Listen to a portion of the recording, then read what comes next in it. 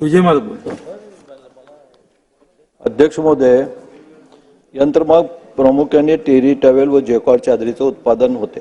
सोलापुरात जवळपास 14,000 यंत्रमाग कार्यरत आहेत व तसे 2,000 आसपास अत्याधुनिक शटरलेस रॅपेर लूम्स आहेत.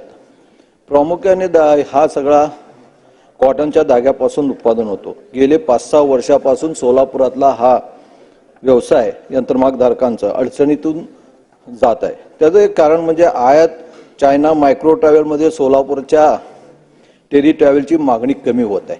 ह्याच्यासाठी काय उपाययोजना सरकार करणार आहे का?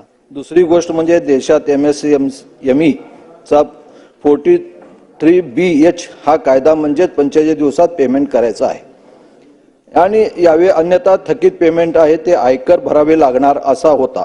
त्यामुळे उधारी विकणारा माल तसाच पडून राहिलं आणि त्यामुळे त्या बाजारपेठामध्ये प्रचंड मंदी निर्माण झाली.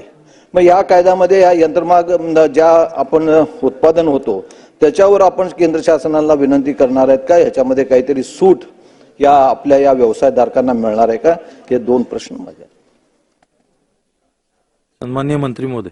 माननीय विजय मालकांची सूचना जी आहे ते बरोबर आहे. कारण जे एकूण 4 शहरं ही वस्त्रोद्योगवर टेक्सटाईलवर एका अर्थाने आपला सगळा उदरनिर्वाह चालवतात, त्यातलं हे आणखीन एक मोठं शहर आहे.